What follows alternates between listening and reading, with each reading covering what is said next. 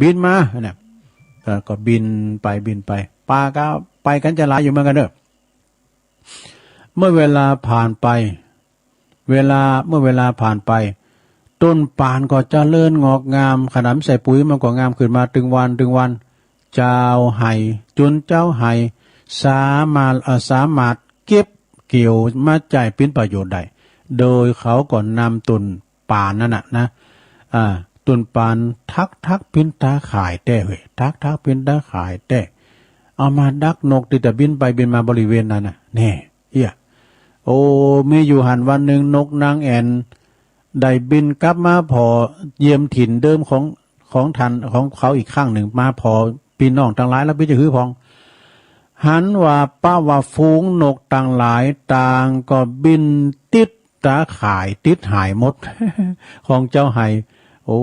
อย่างน่าเวทนาที่สุดว่ะนี่บอกเขาบอกแล้วผมเจอนี่เขาบอกแล้วผมเจอบอกแล้วบอกฟัง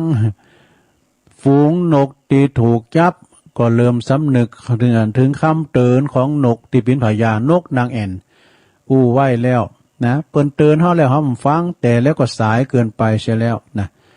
นอกจากนั้นนายพรานก็จับไปทกขุนไปทอดขายปวดเขาไปกับแกมไปกับเข่าเขาไปกับเข่าโมโลเซตเดซโมเรตายหมดฟังคำสอนฟังคำเตือนเปิ้นนะนิทานเรื่องนี้ก็จบลงไปนิทานเรื่องนี้เปิ้นก็สอนหัวว่าคนฉลาดมักมองเห็นผลที่จะเกิดขึ้นในการข้างหน้านี่หันไพ่ตั้งนานแล้วนะแต่คนโง่ย่อมเชื่อฟังเหตุแต่คนโง่ไม่ยอมเชื่อฟังเหตุใดๆจนกว่าจะได้รับผลร้ายนั้นเสียก่อนเผื่อรับผลร้ายนั้นแล้วก็สายเกินไปเสียแล้วจบสาราญาโยมนะเนี่ยกระเปิ้นเตือนเปิ้นตีเตือนอยู่กับฟังพองเด้อจะไปดื้อลั่นเปิ้นฟังไปเด้อ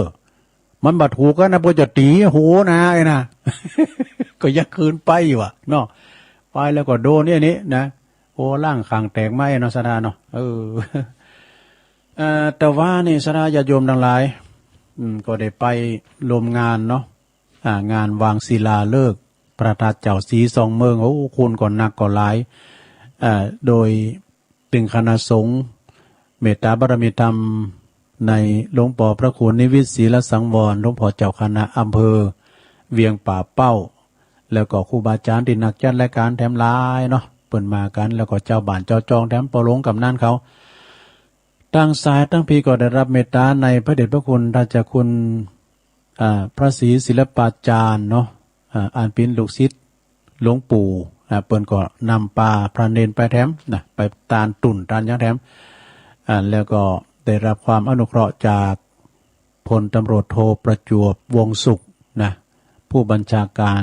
ตำรวจภูธรภาค5เปิ้นเป็นประธานคุณเชิดพงษ์กิ่วแก้วจากบริษัทเพชรอินทรีย์ทรานสปอร์ตแล้วก็ท่านนายอำเภอวุฒิกรคำมาในอำเภอเวียงป่าเป้าแล้วก็ทำลายเนาะสดาเนาะโอ้ปิติมนอกมนใจฝนก็ตกอยู่ตลอดจุ่มเนื้อยินใจสดาตึงคืนตึงกลางวันหอฝนยังมาตกดีลำดีเลยก่อนแล้วผ่านไปโดยดีเนาะสดาญาติโยมทั้งหลายอันนี้ก็เปิ้นวางศิลาฤกษ์นะพระธาตุเจดีย์2 ดวงตั้งซ้ายตั้งเจียงใหม่นี่ก็จำลองจากวัดพระธาตุดอยสุเทพนะและตั้งเวียงป่าเป่าเจียงไฮ้ก็จำลองมาจากวัดพระธาตุดอยตุงนี่เพิ่นก็2-3 เดือนก่อนแล้วเนาะสดาญาติโยมทั้งหลายแล้วก็วันที่14 กำนึงเด้อ14นี่เพิ่นก็จะทำบุญตานทำเปตพลีทำติตานหาผีไตเก่านอมึนเพราะว่าเปิ้นปล่อยเพจปล่อยผีเดือน12เนาะอันดับแรกก็จะได้ตาน4 ผูกมีทำมาลัยโลดโผมาลัยโพดโลกทำนิปันนสูตรมหาวิบากทำเปตพลีนะ4 ตุนที่เปิ้นเป็นมหาเถระก็จะเตดก่อนหลังจากนั้นก็ประสานเสียงกันเด้อเสียงไผเสียงมันเปิ้นก็เตดคันเป็นมุมนะแต่เปิ้นก็ทยอยกันไปไผมีสังก็ไปปูจ้าพุ่นมีหันหมดครบวงจรคะแนนกรรมสตั้งบ่เด้อต่อได้ก็ได้ อุทิศบุญกุศลแผ่พายายบุญไปหาจิตดวงวิญญาณอันบริสุทธิ์ในพระเดชพระคุณท่านเจ้าคุณพระสุนทรปริยัติวิกรมนะหรือว่าอาจารย์เจ้าคุณมหาศัพท์อดีตเจ้าคณะอำเภอเวียงป่าเป่าโดยแล้วก็พระเดชพระคุณพระเทพพิสุทธิคุณ อดีตเจ้าคณะจังหวัดเชียงใหม่เนาะนี่14บ่นะโยมเด้อ14นะก็ไปกินไปตานกันโอ้วันนั้นพี่น้องเพิ่นมาหลายพี่น้องตั้งว่านี่นะมากันหลายเดี๋ยวเกิดเด้อตัวลุงจะอ่านและจือกันเด้อเนาะอ่านและจือสักหน่อยโอ้เปิ้นรวมทำบุญโดยอินเทอร์เน็ตตัวลุงตัวพ่อน้อยบุญป่านมโนครเปิ้นมาจากบ้านเลขที่168บ้านเสาหินหมู่ที่14ตำบลเวงอำเภอฝางจังหวัดเชียงใหม่รวมทำบุญตัวลุงชัยวัฒน์นี่นะ300โอ้ยินดีเนอะปอน้อยบุญปันว่าเปิ้นก็ไม่ใช่ปิกแรงนะเปิ้นก็ทยอยกันปิกเนาะขอบคุณเด้อคุณแม่สายรุ้งพี่คุณก็บ้านเสาหินเหมือนกันรวมทำบุญตัวลุงตัวนะขอบคุณเด้ออันนี้เปิ้นปิ้นกูบารมีของปอน้อยบุญปันขายมันตื่นทั้งวันน่ะมันตื่นเปิ้นลำนี่บ่เปิ้นว่ามันตื่นน่ะตัวลุงมันเมืองลำไปเปิ้นว่ากระท้อน แม่จันเรือนใสโอ้แม่จันก็รวมทำบุญอันนี้ตันไปหาปอบุญธรรมนะทำบุญไปหาตันทำไปหาปอบุญธรรมนายทองอินชัยนันท์แล้วก็นางอัมภัยบุญเรืองผู้ล่วงลับไปแล้วนะจงไปรอดไปถึงจิมเตอร์ขอบคุณแม่เรือนใสแม่จันเรือนใสทำซองหนึ่งอันนี้ตันน้ำตันทำไปหาปอมูลแล้วก็นายสมทบอีกกันเนาะตาทิศ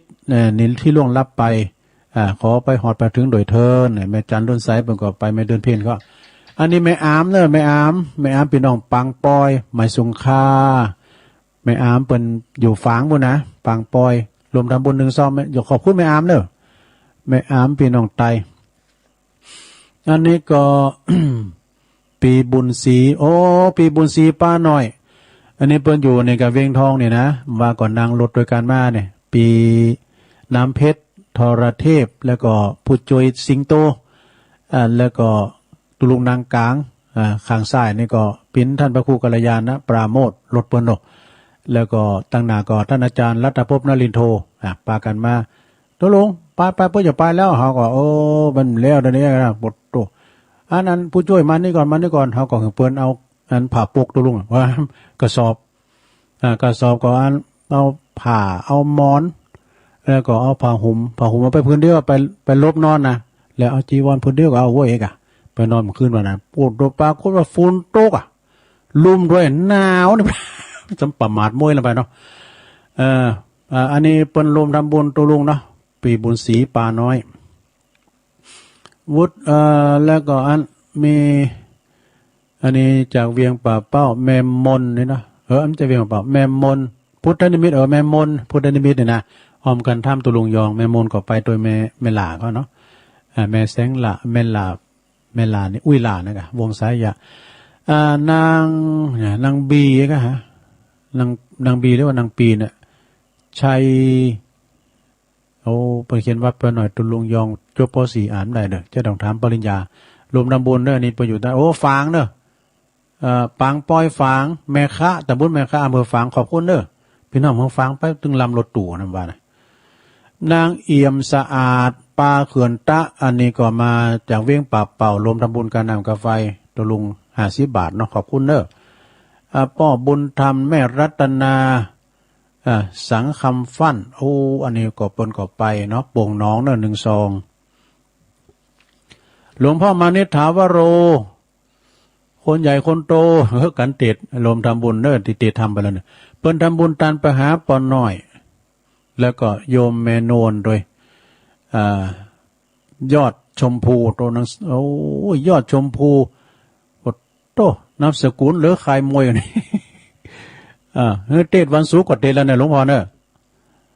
หลวงพ่อมานิษฐาวโรแม่เดือนเพ็ญทิมวาง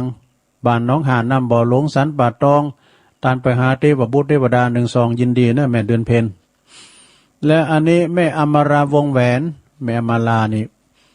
เปิ้นอยู่ปุนเนอร์พร้อมด้วยครอบครัวพันนอนขอนโมงบนนั้นไม่ริมบนนั้นเนี่ยไม่ริมบนเนอร์รวมทำบุญตันนำตันทำอุทิศบุญกุศลไปหาปอจันดวงสุวรรณนะปอจันดวงสุวรรณขอมหาปสมบุญส่วนกุศลแม่การธนีวปปเวียงป่าเป้าสายยะขอบคุณแม่การธนีแม่สมนางธนิกาหนอนาค ก็อันนี้มาจากบ้านโฮเวงไงอำเภอเวียงป่าเป้าเนอการนำกาไฟปอสุเวทแม่พรสิริกันทวงศ์เนอะโหกันทวงศ์นามสกุลแม่บุญยงเนี่ยแม่บุญยงกันทวงศ์เหมือนกันนะอันนี้เวียงป่าเป่าเพิ่นเนอะนะโหเวียงป่าเป่าแม่บัวพัดบุรันเนอะแม่บัวพัดฝากอันแม่จงดีมารวมทำบุญการเน็ตตุลุงเขาขอบคุณแม่บัวพัดเนอะแม่บัวพัดอันนี้เปิ้นอยู่ฝังต้นซ่านเมานี่ปอกำนันเนอะเปิ้นเป็นอดีตปอกำนันนะตุลุงผมฟังตุลุงถึงวันไหนเนี่ยถ้าอย่าฟังอย่าเนอะปอกำนันธีรพัฒน์อดีตปอกำนันนะสีนั่นน่ะสีทันกันน่ะสุมาเนอะปลาเขื่อนตะปลาเขื่อนตะเนอะปอกำนันสีทันมันน่ะปอกำนันสีทันพร้อมด้วยครอบครัวเนอะรวมทำบุญการนำกาไฟตุลุงโดยขอบคุณในโปรแกรมนั้นเนอะแม่นวลแม่มนวงสายะเนี่ยแม่มนฤดีรวมทำบุญเนอะทำ1 ซองเนอะแม่มนฤดีแม่นางดวงสุวรรณโยมแม่ของอาจารย์พระครูอภิวัฒนวิกรมนะ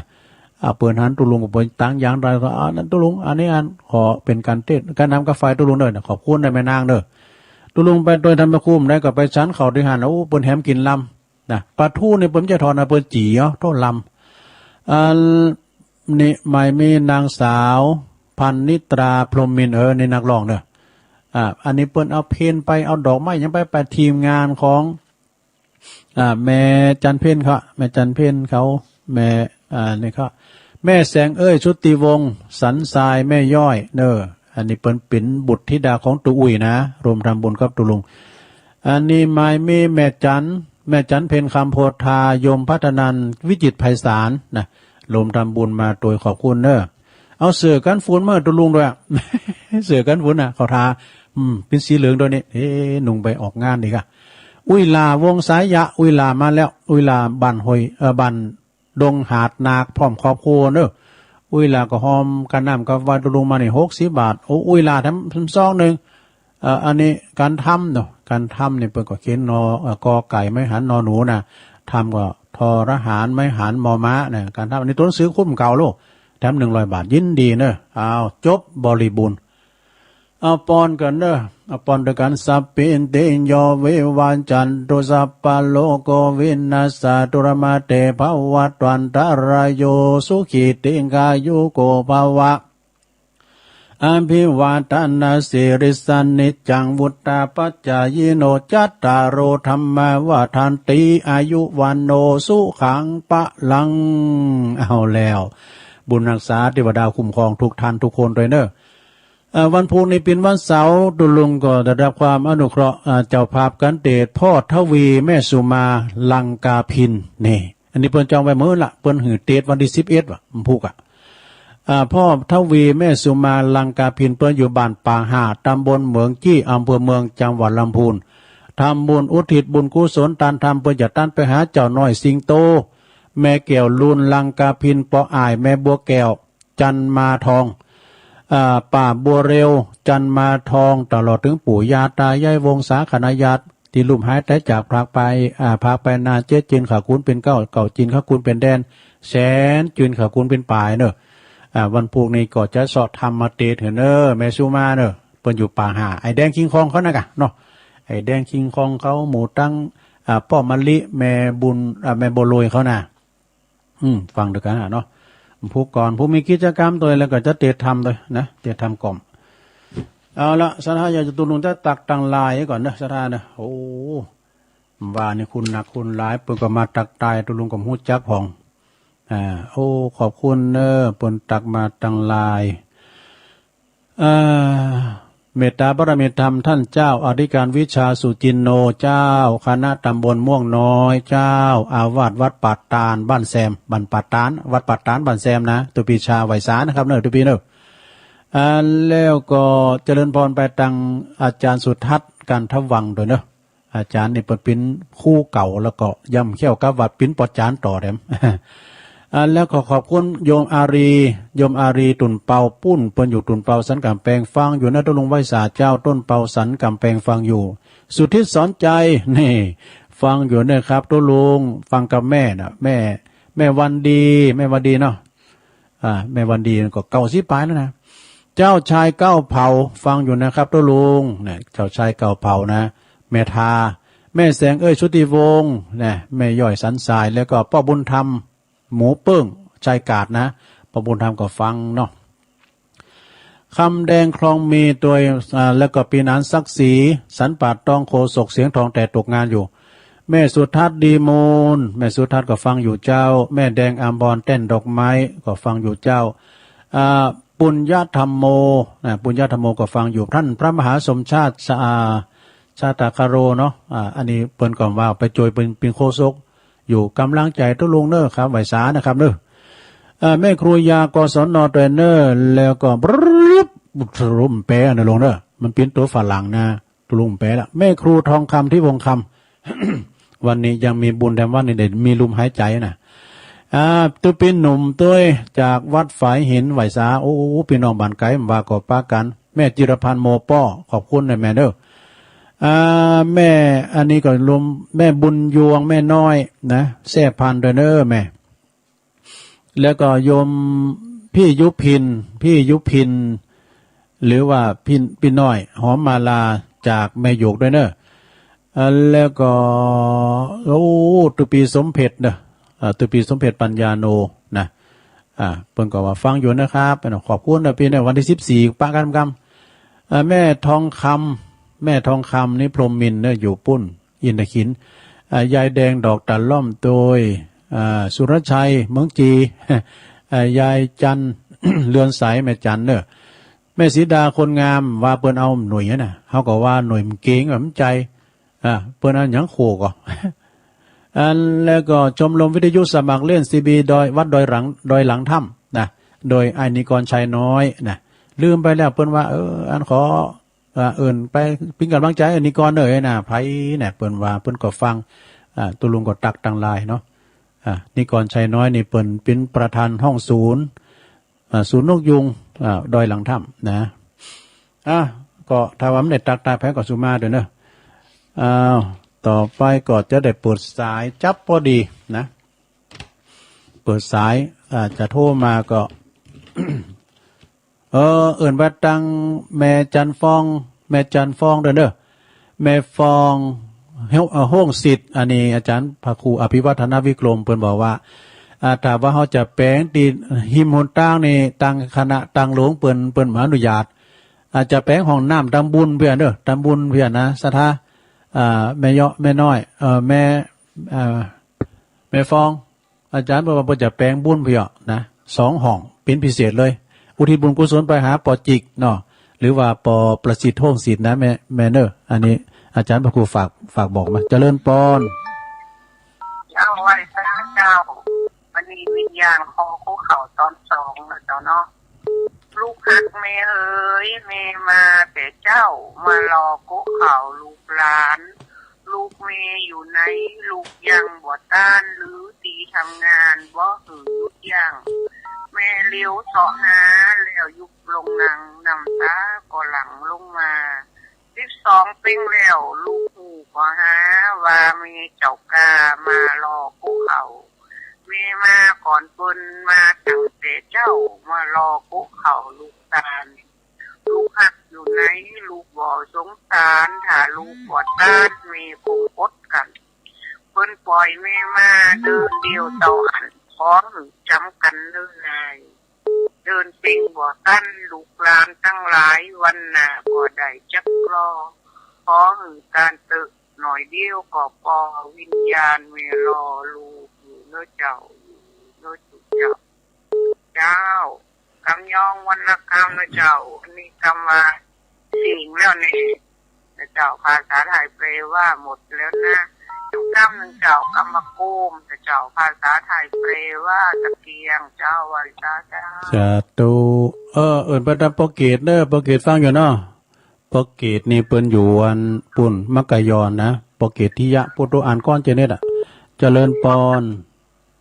ภาษาจุลุงแม่พิมพ์เนาะเจ้าแม่พิมพ์ประเดชฟังอยู่เนาะเจ้าฟังได้เจ้าละแต่ว่าปิดจำต่อมาถึงนี่พอหิม8 โมงโอ้ก็มาตัวเปิ้นนะก็หิมตกรถดู การถาตุปีสมเพชก็ได้ตกได้ แม่ว่าจะถามว่าตกรถก่ออีกไง เสียดายก็เสียดายแล้วไปก่อนนานลุงไม้แล้วรถก็จะออกเนี่ยโอ้ไหนก็หันนะเว้ย มาถึงรถสเก็ตท่านอาจารย์ตุปีสมเพชโทรมาโอ้ไปฟังปีกเนมโทนเน่าแคบเนี่ยคนเท่าฟังวันนี้นี่ นึกว่าจีนไงยินดีนะแม่เด้อแม่พิมพ์ป่าแดด ไม่สาเจ้า มันเคยมีประวัติตัวลุงวันแล้วเนี่ยเพิ่นให้เอาลาวาดินเวงแหงบ่หนู ยิ้มดีกะเจริญปอน มาสาครับทุลุง ปคนเนาะตั้งใดโหล ยังครับ ว่าอยู่ที่ไหนฮัลโหลปคนอ่ะ ครับผม ปคนกะ ไม่ใช่พ่อสมจิต อ๋อ ฝัง ปสมจิตสีใสสีใจ แม่นแล้วครับ อ๋อ บ้านพงผาแม่ศูนย์ฝาง แม่ศูนย์ฟางเนาะปสมจิต ทุลุง เจ้า ผมฟังทุลุงเป็นประจำตั้งแต่เช้าเลยนะลุ โอ้ งทุลุง ดีกะ ไปหาก็บ่ได้ทุลุงไปร่วมทำบุญกับเปิ้ล ผมพี่ยังโอ้เจตนาโตก็ได้ เป็น บุญแล้ว ค เด้ น อ ไข้ติดเตียงครับทุลุงเนาะ พี่ยังนะเขาเป็นกำลั ฟั ง ง ใจ ประจำนะทุลุง อยู่ฟางเนาะ ขอทุลุง แม่ศูนย์น้อยเนาะ ครับผม ขอบคุณหลายๆได้ฟังไปติ๊ก ของทุลุงอยู่กับรายการทำงานวิทางวิทยุเป็นเมือนนะ ๆโอ้ ทุลุงนะ แต่ทำแน่ไม่คุณฟังเตอะเนาะสาธุเริ่มพุกออกมาอยู่ยินฮะ แล้วผมอยากร่วมทำบุญกับเปิ้ลน่ะยังลูกสาวโอนไปง่ายใจนะเบอร์อย่างนะ ที่ไหน หมายเลขบัญชีอย่างนะ เดี๋ยวก็โทรหลังไม้เนาะเดี๋ยวตุลุงจะบอกเบอร์บัญชีนะจ้ะ เดี๋ยวหลังไม้เลยบอก สาธุขอตุลุงกินข้าวลำเนอะอีกอ่ะเนาะ เจริญปอนปอสมคิดนี่แม่สีทอนเนาะน้องบัวชัยปราการเนาะแม่สีทอนบ้านนี่มันต้านะบ้านนี่น้องสถานที่มันพากสนามอ่ะ ฝุ่นกดตกอะไรบุตรทุ่งนั่นก็ฝุ่นกดตกอะไรบุตรดังขนาดสังกะสีอันเมชั่นชิดน่ะอย่างเดียวนะแต่ละการก็ตกขนาดแต่ก็ตกมันอ่ะมันจุมันเย็นนะมันเปิงพองมันกลางองศาฝนตกอ่ะคนหลายเนาะคนก็พอให้พอดีเปิ้นเพื่อตอมกันหนักนะกับอาจารย์พระครูพี่ว่าถ้าว่าไผบ่อยู่ถึงปุ้นก็ทยอยกันลงไปเด้ออ่ะปุตตพี่น้องมึงฟังเปิ้นไปตานแล้วเปิ้นก็ซักบึดเปิ้นก็ปีก่อนน่ะเปิ้นน้อยบุญปันเขาน่ะแม่จงดียินดีเด้อฟังเด้อสาธุอันนี้แม่สีทรเปรมจิตเนาะเปิ้นก็ทำบุญออนไลน์ไปด้วยนะว่าตุลุงก็ทำบุญนั่นแหละเจริญปอนโอ้เข้ามาใหม่เด้อเจ้าแม่โบพัดบุรันมากรรมนะเจริญปอนครับไว้สาครับมาโอ้โหมาปะกันน่ะดีใจเด้อครับดีใจจักนักติดปะตุลุงครั้งนึงโอ้ต่างบรรยากาศบ่ให้ฮือแต่เฮาก็นกกรรมไม้ให้แลสถานที่ก็บ่ให้อำนวยฝนก็ตกได้โอ้ฝนก็ตกไว้ตลอดว่าจะไปเสาะหาพระสมศักดิ์ก็คือพระครูปฏิภาณลงมาเพิ่นกำลังเปิ้นมากำลุนบาปจะกรรมเปิ้นมากำลุนครับไปมาแม่หาตุลุงแก้วอยู่รู้ตื่นมากลับไปสาตุลุงแก้วเพิ่นบอกให้สบายแม่น่ะว่าแม่ใจดีพระราชแม่ใจดีพุทธปิดเลยไม่ได้เข้าสักคำเข้าพระน่ะโอ้กลับไปสาตุลุงเนอะเป็นกำลังใจตุลุงเนอะโอ้สาธุเด้อโธ่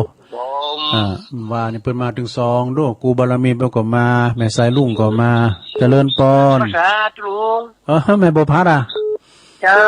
ของเจ้าแล้วเนอะแม่บ่พัดบุรันเนาะต้นซ่ามันลุงมันไหว้พระสวดมนต์นะเพลงโน้ตแต่นี่ก็เพลงบรรมนต์บ่าก็เอาหยาดน้อยม่วนเฮ้ยบ่าก็หยาดหน้าพาไลก็ว่าเจ้าฟังว่าเจ้ามันละก่อนต้องกำลังใจทุลุงเนอะขอบคุณแม่บ่พัดเด้อที่ส่งมาฝากมาก็รับแล้วเด้อได้รับแล้วเนาะเจ้าสาธุแม่บ่พัดต้นสานฝางบนนี้นะแม่บ่พัดกลางหงรอหิมบานปอคูโอนรอฟังกันอยู่เจริญปอนการมัสการตาตะลุงโยมพิสมัยเนาะตาวันนี้ลูกเจ้า วันนี้ลูกเช้าตีสามปลายละ ดอนตันแม่ริม นิทานตุลุงตัวไอ้ม่วนเดียวท่าตาย นิทาน เคยฟัง มันฟังกรรมเพิ่นน่ะเพิ่นบอกว่าปากันไปเลยไหลจิเกินน่ะมันอันตรายนะไอ้น่ะบ่เอากันเด้อ มาฟังกันนี่เนาะ ฟังกรรมเพิ่น ฟังกันมาฟังกันมันก็น่าแก่พ้องนั้นเนาะ นั่นเนาะวันนี้ก็กินข้าวง่ายแล้วพระอาจารย์เน้นหลักก็จะมาหับไปจะไปแอวบ้านแม่บุญปันอุบค่ำนะจั่งกระดาษพุ่นน่ะวันนี้นะพระอาจารย์เน้นหลักจะมาหับจะไปอันบ้านแม่บุญปันอุบคำเมื่อแล้วในตุลุนได้ไปกรุงเทพก็เปิ้นนะกะตีนางไผมันไปโหมันเหลืออาจารย์ท่านพระครูสมหวังก็ว่าไปตุลุงไปแอวด้วยกันโอ้โหนั่นดังหน้าทำซ้ำ จ้ะโอ้ดีใจตัวเนาะ วันนี้จะไปแอวฮะเปิ้น นี่ก็เจอกับอันตู้หนุ่มกะ แม่นน่ะ บ่ว่าไผไปพ้องนะจ้ะ ขอบคุณเด้อโยมพิสมัยดอนตันเนาะ นมัสการเจ้าก็ลุ นี่ ง เจ้าของรายการธรรมะคลายเครียดเด้อทุกวันเสาร์วันติดนะตั้งแต่9 โมงถึงเต็มคืนเจริญปอน กราบนมัสการครับท่าน โอ้ เจ้าครับผม ไหวสาครูบาหลวงพ่อมานิด โอ้ฝั่งพี่เจ้าหน้าบุญมันเป็นจิ้นดีแปมเป็นทัวร์นอกแคปเนาะ อันเดี๋ยวนิมนต์มานอนไว้ก็คืนนะออกสาให้ดีเนาะ ดีกะ ขอพิเศษเนาะสักคืน2 คืน สักคืนนี้เถอะเนาะ ก็ แล้ว ว่า ก็ไปนอนวัดประภัยเดี๋ยวเตียนอันอาจารย์สมนึกสมเพชเทกรรมเนาะ ก็ว่ากันหลังไม่เนาะ มันใกล้กันนี่ 2 กิโลก็มาถึงลูกนี่ตอนวัดประภัยวัดอันตั้งแต่สำนักสงฆ์นั่นไปนะแต่ว่านี่ก็ได้หันหน้าหันตากันได้ไปได้สากันนิดๆหน่อยๆก็ใจดีละ ก็นากามได้อุกันดีอ่ะพุทธเฮาก็โอ้พระครูสมเพชก็ได้อุกันดีอ่ะ นะเพราะว่าแต่ว่านี่มันงานมันสุดเนาะ ก็เพิ่นก็กำลังจะขึ้นไปตามเฮาก็แล้ว พอดีถึงเวลาวางศิลาฤกษ์ก็จับพอดีฝนเป่งมาเนาะฝนตกก็ว่าฤกษ์ดียามดีแดดออกก็ว่าฤกษ์ดียามนี้แล้วจะเอาอย่างใดกันในประเดี๋ยวนี้ มันถึงดีได้แต่ว่าเนาะแต่อ่านพระครูอันตรงเนาะ ครับ ผมก็ได้ทักได้ทายได้ไว้ได้สารท่านหาอาจารย์พิษณุจารุธรรมโมวัดเจริญเนาะเราก็ได้ได้แจ้กันให้น้อยแล้วก็ใจดีแล้วได้หันหน้าหันตาได้ไว้ได้สารได้ลงส่วนบุญด้วยกันให้น้อยก็ขอบุญกุศลทั้งหลายเนี่ยว่าคาสาก็คู่คนถึงไปแล้วก็ปิกแล้วก็ไปแล้วก็อยู่ที่หันท่าถึงเวลาที่วางศิลาฤกษ์เนาะ ครับ โคศกประจำรายการประแรกไปเป็นวางลูกนิมิตระดับดอกปรีล่ะ น่าสลับไปลูกนิมิตว่ะ เขาก็ว่ามันผ่านเป็นเนี่ยมันเกยเนาะของลูกนิมิตตัดลูกนิมิตนี่นะโอ้เป็นเนี่ยเป็นอย่างพระธาตุเจ้า4 เมืองเป็นดอยสุเทพเจ้าแล้วก็วัดดอยตุงนอกอันว่าจังเชียงรายนี่นะมันก็สูงจุ่มลงสถานเนี่ยโยมไปมาก็ขึ้นไว้ขึ้นศาลได้ยินเพิ่นว่าบ่ให้ว่ามานอนบนนี่ดีแต่เลยเนาะนั่นใจที่พักตุลุงก็ไปนอนไม่2 คืนฝนก็ตกกันนำลงมาชุ่มฉ่ำแท้ๆนะตุลุงเนาะ ไหว้สาธุทำผมได้ผมอุที่เธอปนนักเกี่ยมป่อผมโยมป่อผมเนอะเป็นวันเจ้าสมภูเนอะ กล่าวไปแล้วเหรอเจ้าเนาะ ปันไม่จ้องใจเนอะติดตายเป็นมา30 ปีก่อนละได้เป็นตนเป็นองค์ได้เป็นลูกเป็นเจ้าบ้านก็เป็นบุญเชียงอย่างนั้นเนาะจ้าหน้าเป็นแต่ไม่มีก็ขอจ้านี่ทำดีไว้ก่อนนอนลุงเนาะ ครับผม ครับก็ขอบพระคุณถึงสถานญาติโยมของบ้านปะแม่แดงหมู่ที่9สำนักสงฆ์หอมบุญที่หอม2วันนี้เพิ่นว่าจะเอาไปตานศาลาเขาว่าวันที่14นี่ขึ้นไปตรวจหอมากันเนาะอ่ะมีหลายเข้าหลายทางก็มัดไว้เนี่ยแล้วก็จะมอบพุทธลุงฮะเนอะ โอ้ยินดีเนอะขอบคุณ ครับกราบไปสาครับ หลวงพ่อมานิษฐาวโรพร่มว่านี่พอป้อมหูจักอ่ะครับพอยี่สีหนุ่มไม่เนาะป้อมหูจักอ่ะเจริญปอนพระอาจารย์เจ้าแม่สมภัทรอ่ะ เจ้าแม่สมภัทรแม่ย่อยสันทรายว่ากับป้าแม่แสงเอ่ยเหรอว่าป้าแม่แสงเอ่ยชุติวงศ์แม่ย่อยเจ้าคนมาต้มหนอนเจ้าลุงมีแล้วถ้าย่างไอ้กำจ้ะคืนนี้ตกแกแล้วดังต่อวันว่าเนี่ยก็ตกมาเปิ้นโทรเขาป้อมไข่หุ่นเลิงอ่ะมันดังลำไปอันเมท่านชิดอ่ะ มันอย่างสังกะสีนะ ร่างใจก็ลุงนะ ยินดีแม่สมผัสเนอสาธุสาธุแม่ย่อยสันทรายว่าก็ดีใจเนอป้าแม่แสงเอ้ยชุติวงศ์เพิ่นก็ไปลมบุญตัวเจริญปอน ภาษาเจ้าพระองค์ อ๋อแม่นางโอนะ เจ้า โอ้มาไปเหรอ ว่าฟังวิทยุเจ้า มาเพิ่นถ่ายทอดตอนที่ทำพิธีนะกะแม่นางโอนร้องกล่องข้าวเนาะ ฟังอยู่กับมวลเดียว นะกะ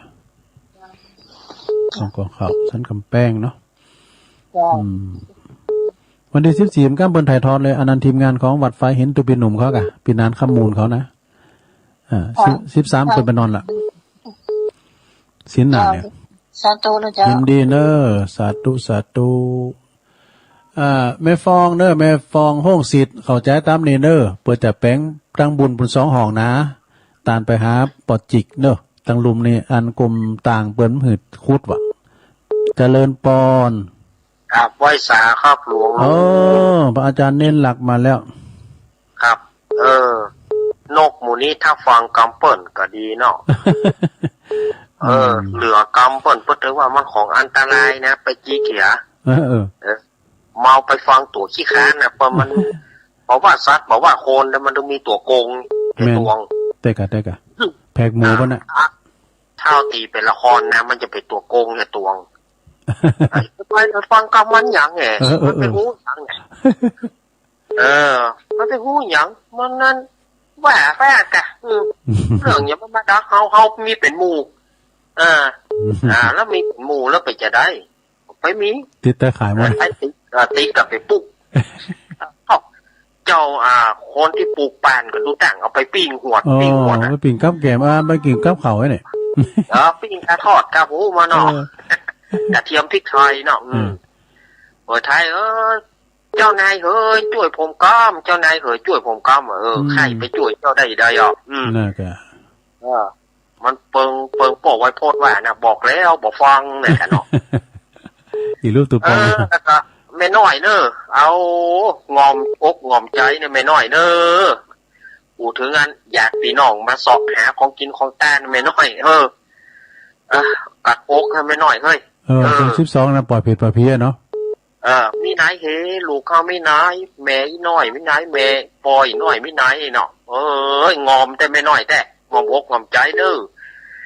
เดี๋ยวกำลังใจหลวงลุงนะครับโอ้ขอบคุณเด้อบ่ายออกมากี่โมงจ๊ะ8 โมงสัก8 โมงป่ายครับอ๋อครับแต่งตัวถ่าเนาะแต่วีพุ่มไว้ถ่าครับถ้าฝนมาตกก็จะไปกุมบาตรเสียก่อนเป็นยังผมถึงลอยเนี่ยเนาะขอบคุณเนอขอบคุณพระอาจารย์เน้นหลักแต่นะเปิ้น14ไปก็จะมาหับตัวนะเปิ้นเลงหนอ0899555656เจริญปอนสาธุตุลุงเมสซี่เจ้าเมสซี่ปัญโยเจ้าเมสซี่เฮ้ยตะว่ามาเล่นกับเจ้ามาถึงพอ7 โมงไปหิม8 โมง7 โมงไปนี่ฝนตกกะเจ้าฝนตกอย่ามาวันไปนอนนะกะไปนอนกัน2 ก้อมัน2 ตุนม้าม2 ตัวจับพอดีก็นอนที่4 โมงแล้วกันเนาะปุ่นคนหลายแล้วจ้ะเนาะคุณก็หลายทยอยกันเหมือนกันเนอะมันจะว่าเปิ้นยังให้ตอมกันหนักเนาะมาถึงว่า7 โมงไปแล้วเนาะอันก็คือว่าได้มาตัวเปิ้นมากับพระอาจารย์สมหวังนะกะเอารถเปิ้นก็กันมีเปิ้นก็บ่ได้ปีเขา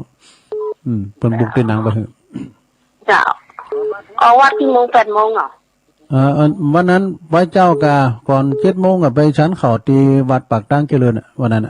กับพระครูไป2 ตุนวันไปนั่นนะกับพระครูอภิวัฒนวิกรมนางไปเก่งไปโมนโตนะแอร์เปิ้นยินกำปีก่อนมอเตอร์ฟอร์จูเนอร์มาห้ามฝนนะจ๊ะเนาะห้ามดีละสาธุเจ้าใส่อื่นจะเข้าไม่จ้าเนาะขอบคุณแม่สีเนอ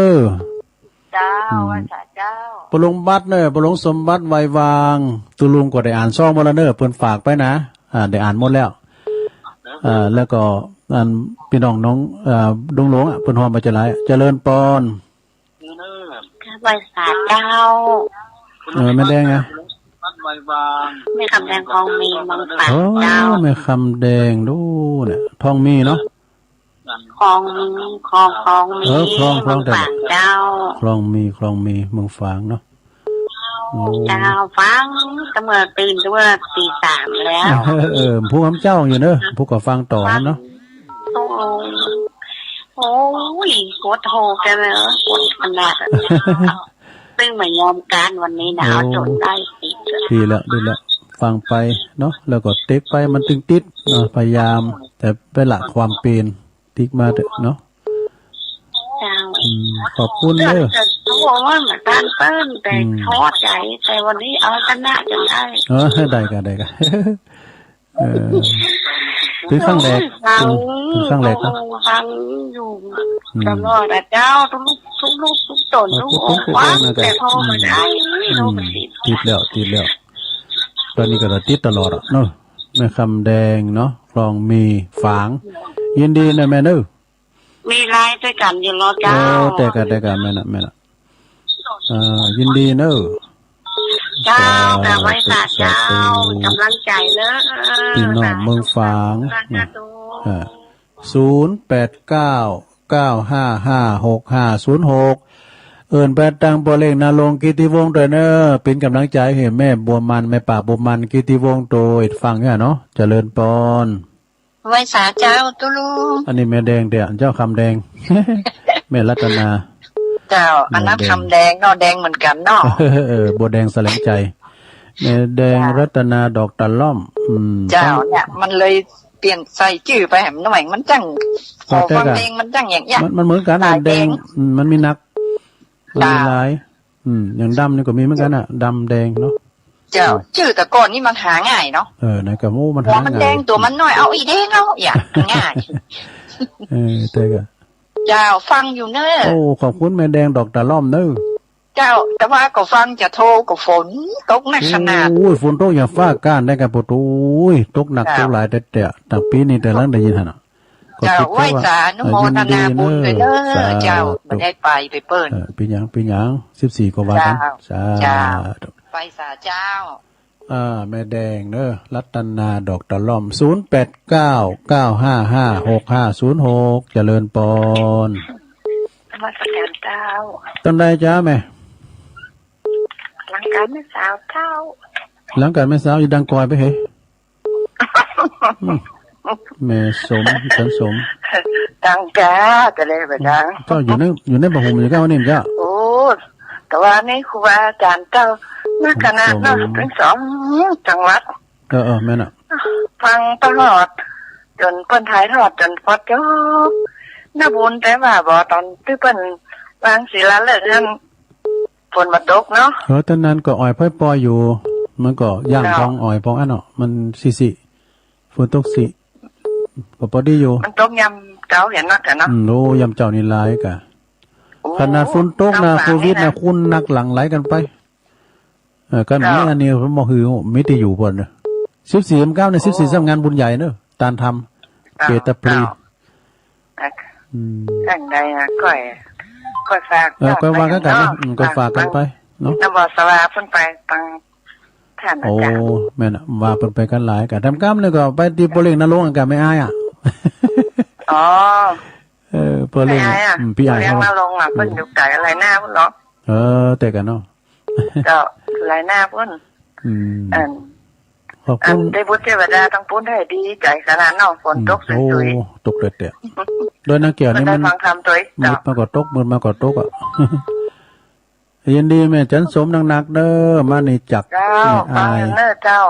ฟังกุศลคู่องค์เด้อเจ้าให้กำลังใจเด้อเจ้านมัสการเจ้าวันนี้มาแปะกุเตบนไข่หัวมาก่อนหนูนี่ดังเสียงก้อยเนี่ย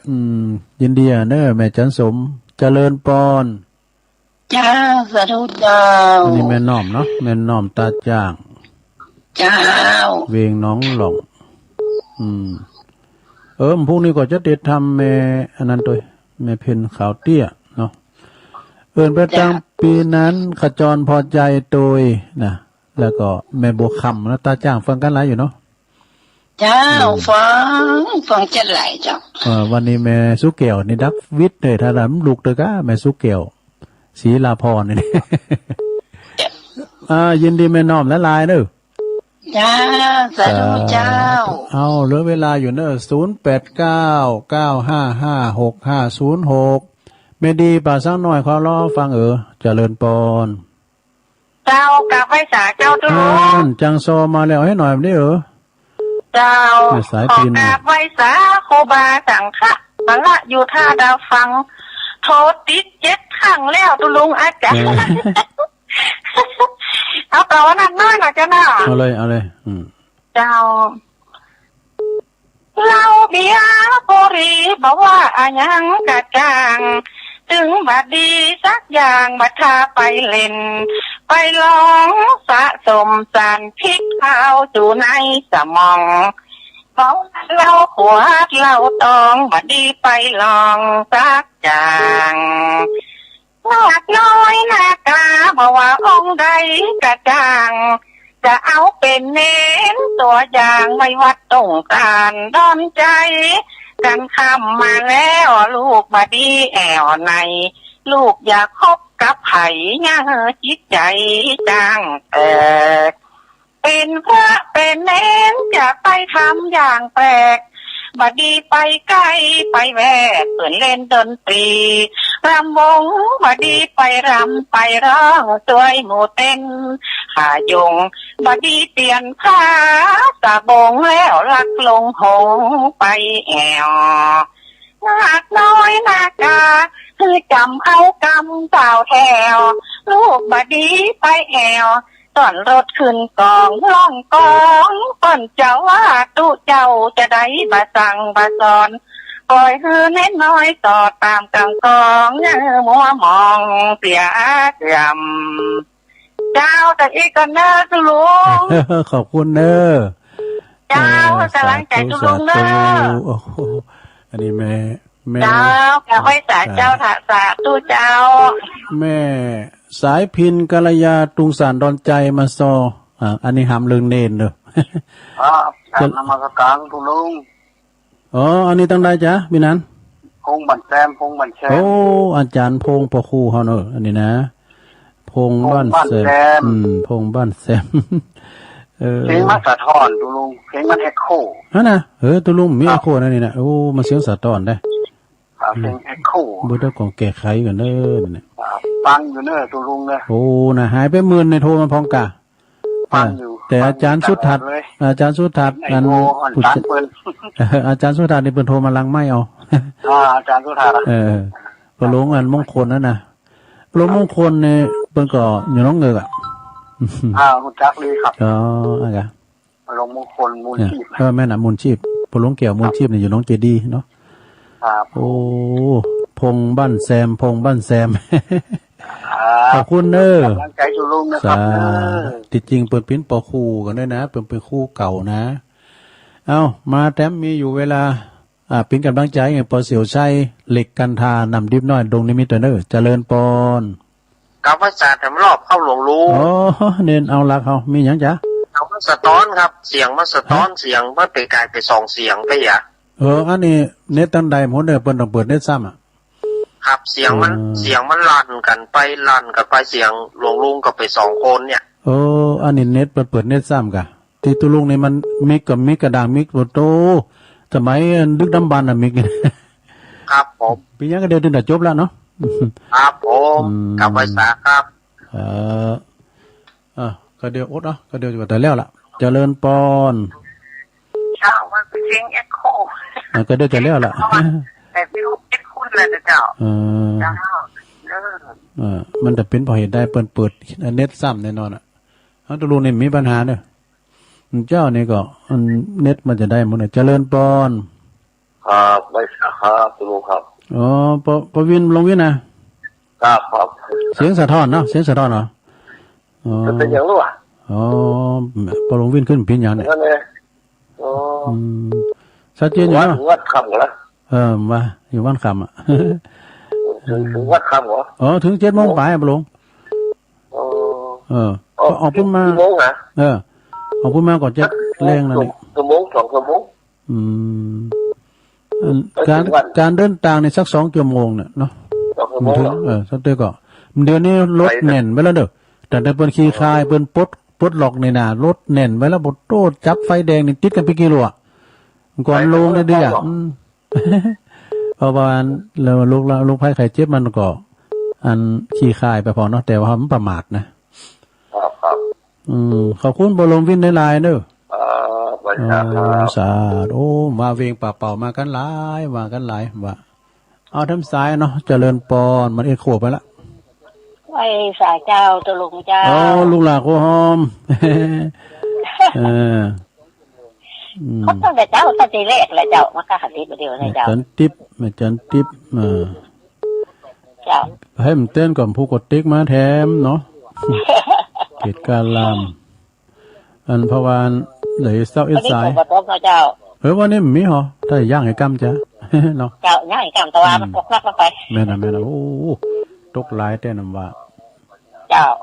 ตกหนักฝนราคาอย่างตะฮักนี่มันจุ่มเย็นอย่างสายฝนได้เจ้าจุ่มเย็นอย่างสายฝนได้กะอย่างพระอาจารย์เน้นหลักวานนี่ตีซักสิเจ้าตีซักสิแต่โดยนาแก้วลัก3เศร้าเนาะเพิ่นว่านะ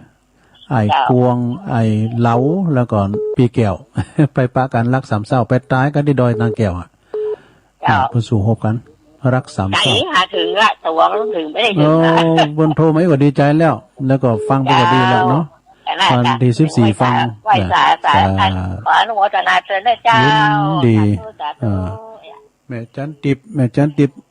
ได้บุญแล้วกันสาธุก็ได้บุญแล้วขอบคุ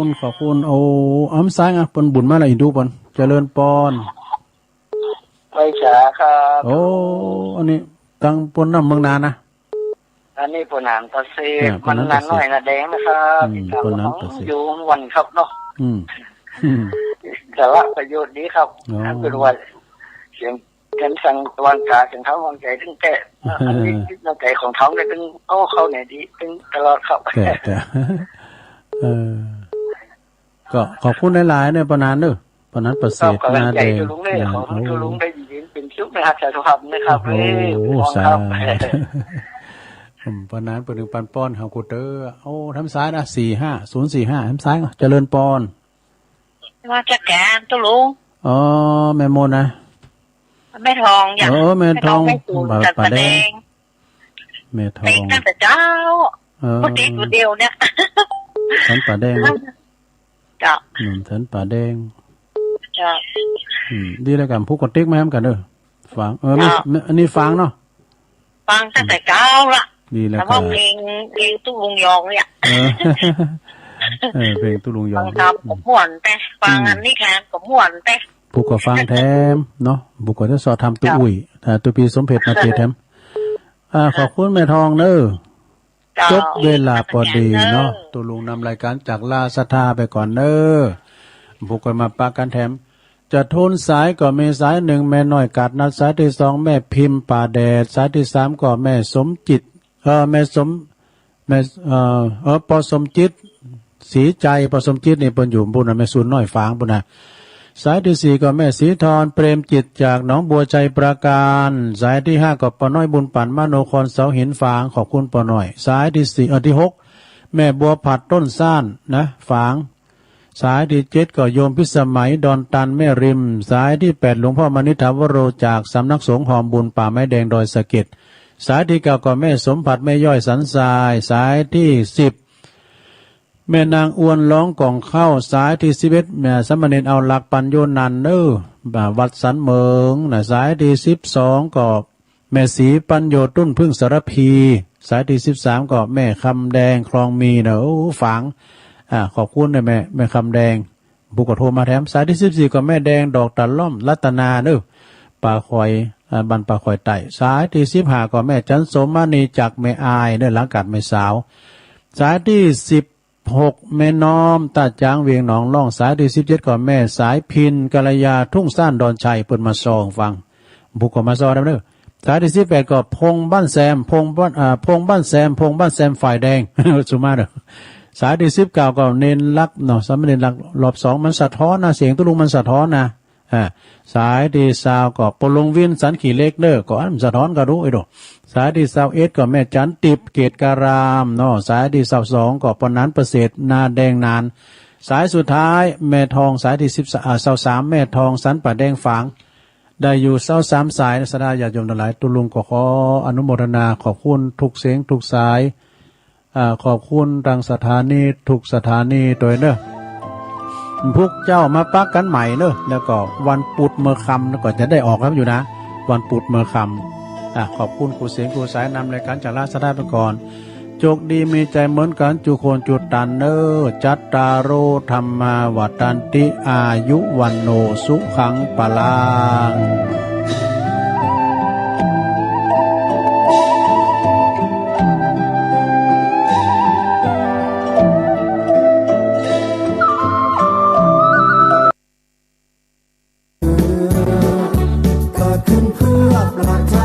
ชุมชนทั่วไปโยงพิจิตรพิษณุโลกพะเยาเชียงใหม่สุโขทัยเชียงรายแพร่แม่ฮ่องสอนเราเชิดชูชาติศาสตร์กษัตริย์และรัฐธรรมนูญเราเกื้อกูลบริการกันทุกองค์กรลำปางตากอุตรดิตถ์ร่วมคิดร่วมปอน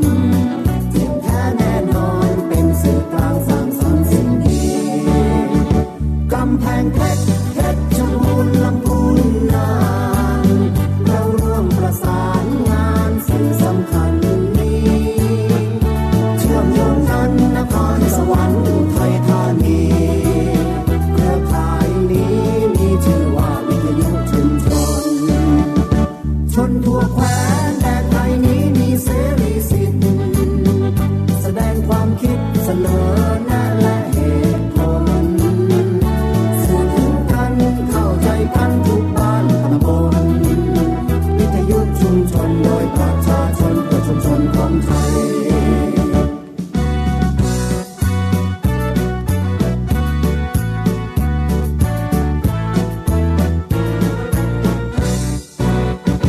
เครือข่ายวิทยุชุมชนภาคเหนือเกิดขึ้นเพื่อประชาชนชุมชนทั่วไปโยงพิจิตรพิษณุโลกพะเยาเชียงใหม่สุโขทัยเชียงรายแพร่แม่ฮ่องสอนเราเชิดชูชาติศาสตร์กษัตริย์และรัฐธรรมนูญเราเกื้อกูลบริการกันทุกองค์กรลำปางตากอุตรดิตถ์ร่วมคิดร่วมปอนเก่งแท้แน่นอนเป็นสื่อกลางสร้างสรรค์สิ่งดีกำแพงเพชรเพชรบูรณ์ลำพูนน่านเราร่วมประสานงานสิ่งสำคัญนี้เชื่อมโยงกันนครสวรรค์อุทัยธานีเครือข่ายนี้มีชื่อว่าวิทยุชุมชนชนทั่วแคว้นแดนไทยนี้มีเสรีสิทธิ์แสดงความคิดเสนอแนะและเหตุผลสื่อถึงกันเข้าใจกันทุกบ้านตำบลวิทยุชุมชนโดยประชาชนเพื่อชุมชนของไทย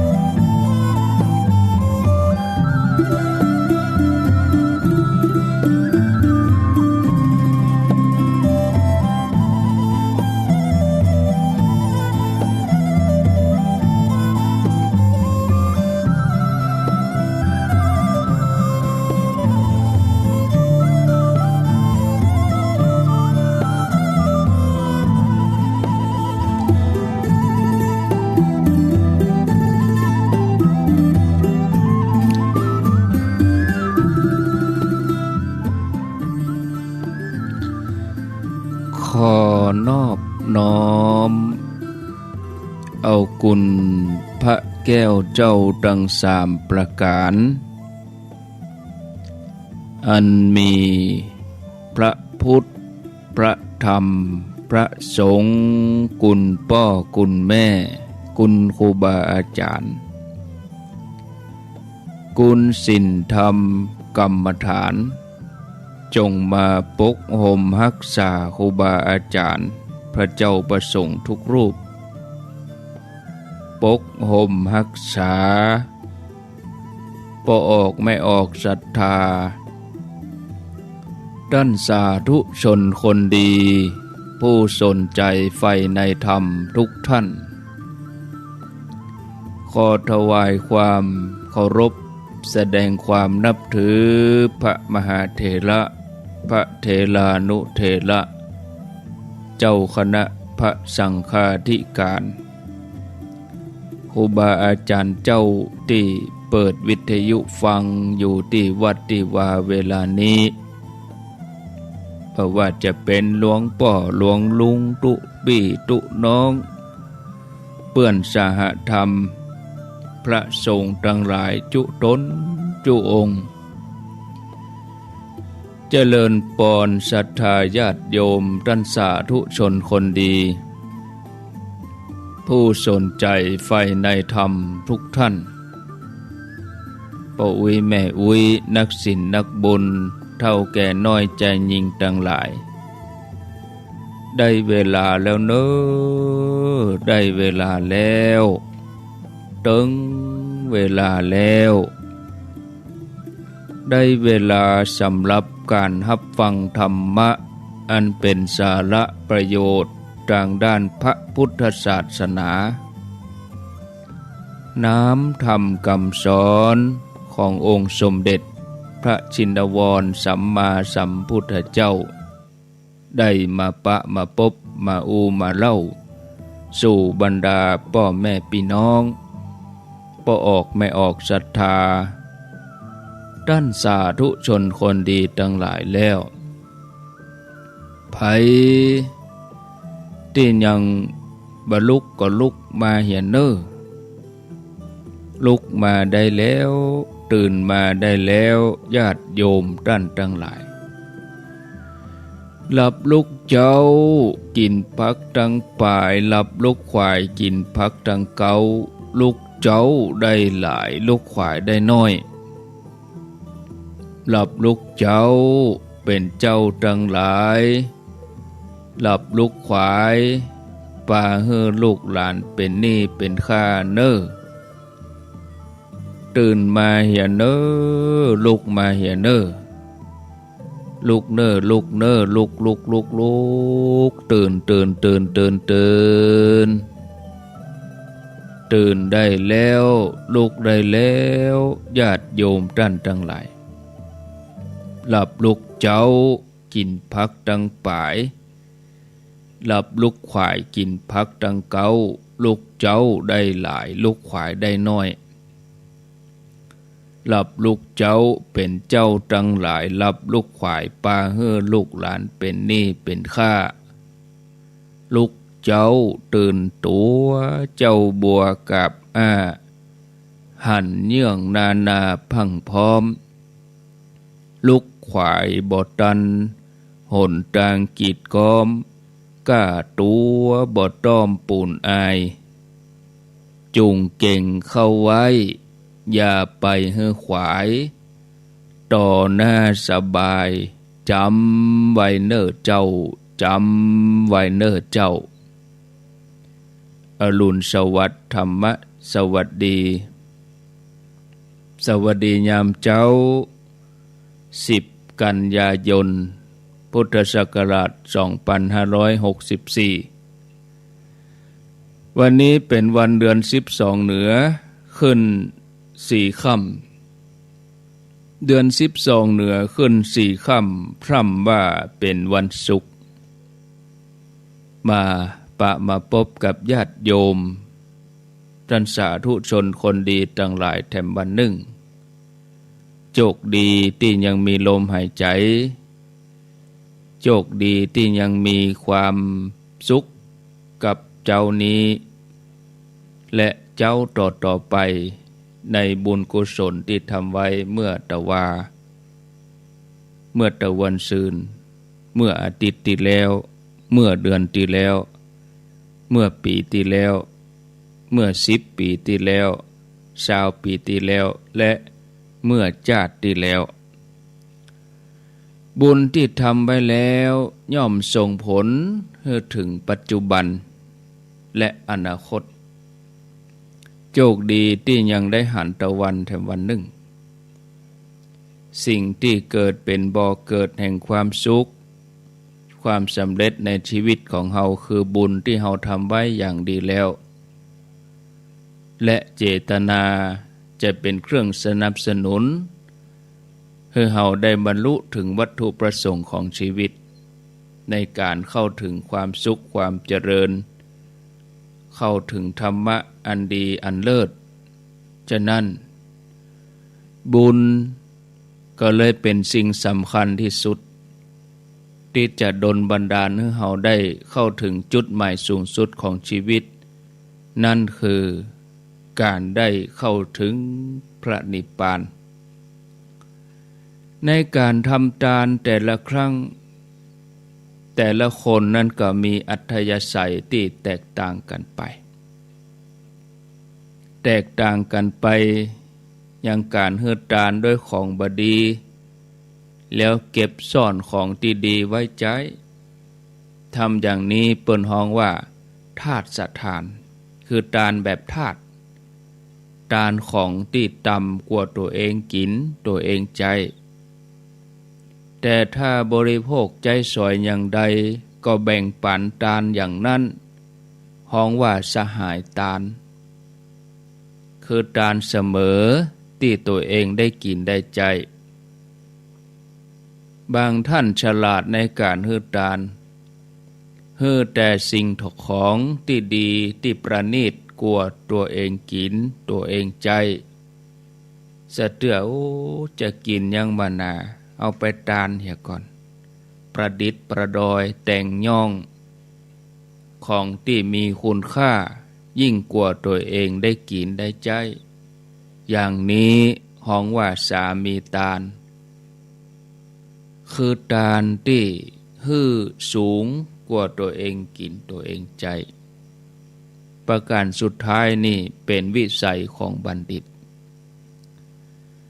ญาติโยมท่านสาธุชนทั้งหลายคนมีปัญญาฮื้อทานแบบสามีทานคือฮื้อทานอันเลิศมีจิตใจที่สูงสามารถ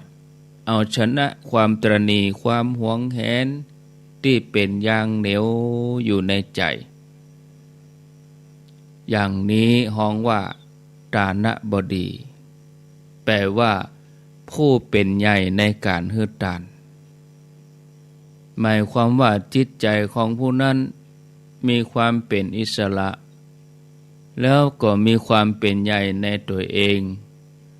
บ่ตกอยู่ในอำนาจความตระหนี่การฮื้อทานที่สมบูรณ์จะได้รับผลทานอย่างเต็มที่ทับทวีส่งผลไปถึงผู้นั้นทำให้ได้รับความสุขความเพียบพร้อมสมบูรณ์โดยรูปสมบัติทรัพย์สมบัติคุณสมบัติราภยศสรรเสริญเมื่อหมดอายุไขจากโลกนี้ไปผลบุญนั้นก็ยังส่งผลให้ได้ไปเสวยสุขที่ดีขึ้นไปประการสำคัญแถมอย่างหนึ่งคือใจที่บริสุทธิ์ผ่องใสขณะที่กำลังฮื้อก็เป็นเครื่องที่จำแนกว่าผลแห่งทานนั้นเป็นจะใดแตกต่างกันอย่างใดอย่างเรื่องที่จะเล่าให้ฟังประกอบบางท่านก็ได้ฟังไปแล้วก็ฟังเพิ่มเติมบางท่านที่บ่ได้ฟังเตื้อก็เป็นเรื่องใหม่ท่านที่ฟังไปแล้วก็อาจจะเป็นเรื่องเก่าเคยฟังไปแล้วแต่ก็ลืมไปก็ว่าได้ยินค รูบาอาจารย์พระสงฆ์รูปนั้นรูปนี้เปิ่นได้กล่าวได้อู้ไปแล้วก็มาฟังเพิ่มเติมคนละแนวเอาไปเพิ่มเอาไปแท่งเอาไปพิจารณาเรื่องนี้เป็นเรื่องของพญาเจ้าเมืองกับคนธรรมดาเรื่องของพระเจ้าปัญญสิกับอุตรมนพพญาเจ้าเมืองปัญญสิเป็นกษัตริย์ครองเมืองเสตพยนครพญาเจ้าเมืองพระองค์นี้มีอุปนิสัยในการคิดค้นคว้าทดลองหาเหตุผลสิ่งต่างๆจะเชื่ออันอย่างง่ายๆนี่บ่ได้ต้องมีเหตุมีผลแล้วพระองค์ก็ชอบคิดทดลองคนนั้นคนนี้ทดลองใจพ่องทดลองความหูพ่องเมื่อพระองค์ได้ฟังคำสอนของสมณจีพราหมณ์ทั้งหลายท่านใดสำนักใดในเรื่องของการเวียนว่ายตายเกิดแล้วพระองค์ก็จะทดลองด้วยวิธีการต่างๆสรุปในความหันก็เข้าใจด้วยตัวเองว่าชาติหน้าบะหมีตายแล้วมดละไว้โลกนี้มดแล้วพระองค์ก็บ่เชื่อในนรกบ่เชื่อสวรรค์หันพิษไปจากทำนองครองธรรมจะเข้าทำนองว่าเป็นมิจฉาทิฏฐิก็ได้เพียงเพราะเกิดว่าบาปบุญคุณโทษบ่มีโลกหน้าโลกนี้บ่มีความคิดอย่างนี้ท่านผู้ฟังญาติโยมเรื่องของบาปของบุญเรื่องของการเวียนว่ายตายเกิดนี่คนที่บ่ได้ปฏิบัติคนที่บ่ได้เข้าใจก็จะบ่ฮู้เหมือนเหตุการณ์อะไรอย่างต่างๆสมมุติอย่างงานแต่ว่าเอาไปหันเขาก็ฮู้เป็นอย่างใดแต่คนบ่ไปหันก็นึกภาพเอาคนเดียวเพราะบ่ได้ไปหันนะก็เลยบ่หันแจ้งเลยนึกบ่ออกอย่างคนที่เปิ้นไปแต่ว่านี่เปิ้นหันแล้วเปิ้นเอามานั่งกึดวันนี้อ๋อเปิ้นเอาไปตอนนั้นคนนั้นเตียวอย่างนั้นคนนั้นเป็นอย่างอี้พระสงฆ์อย่างนั้นบันไดเป็นอย่างอี้ม่อนเป็นอย่างอี้จุดอย่างอี้อย่างนั้นอย่างนี้นึกออกละบ่ต้องอธิบายนักแต่ถ้าเฮาบ่ได้ไปหันนึกอย่างใดก็บ่ออกทีนี้เฮาบ่ได้หันแล้วก็มีคนบอกถ้าเฮานึกออกโดยเปิ้นอันนั้นคือเป็นบุญของเราเหมือนเดียวกันบาปบุญคุณโทษการเวียนว่ายตายเกิดคนที่เปิ้นไปหันมาแล้วนะพระพุทธเจ้าเปิ้นไปหันมาแล้วอริยสาวกพระสงฆ์ทั้งหลายที่เปิ้นปฏิบัติดีปฏิบัติชอบตามกรอบตามแนวเปิ้นมั่นใจในเรื่องของบาปบุญเรื่องการเวียนว่ายตายเกิดเรื่องของภพภูมินะมนุษย์1สวรรค์6พรหม20อบายภูมิ4เปิ้นไปหันมาแล้วเปิ้นถึงเอามาอู้มาเล่ามาสอนหมู่เฮาทีนี้เฮาบ่ได้ไปหันเฮาก็นึกว่าบ่มีมันมีแต่เฮาบ่ฮู้ท่านผู้ฟังญาติโยมเฮาจะฮู้แจ้งชัดเจนนั้นก็ต่อเมื่อเฮาปฏิบัติแล้วเฮาแจ้งในธรรมที่ตามนุษย์หันทั่วไปนี่มันเป็นเพียง2ภูมิคือภูมิมนุษย์กับภูมิเดรัจฉานคือมนุษย์ที่เป็นปัจจัยเป็นแม่ยิงเนี่ยเฮาหันกันบางทีหันกันมาแท้ๆเป็นตัวเป็นตินเฮายังบ่ฮู้ใจคนเป็นอย่างใดเตื้อแต่ถ้าเอาภูมิอื่นเอาภูมิมนุษย์เนี่ยหันหน้ากันตรงๆเนี่ยยิ้มแย้มอยู่เนี่ยมันพูกไปแหมยังล่ะบัดถ้าไปเอาภูมิอื่นเลยใจมนุษย์นี่ยากแท้อย่างถึงวันนี้ไปอย่างวันพูกไปอย่างวันหือไปอย่างเปลี่ยนแปลงได้ตลอดเวลา แล้วทำอย่างหนึ่งก็โอปนญิโกคือบ่ต้องไปพอทางนอกพอก้าตัวเฮาน่ะวันนี้เฮาก็กึดถึงอย่างมันพวกเฮากึดถึงอย่างอ่ะวันนี้ใจดีวันพวกใจตก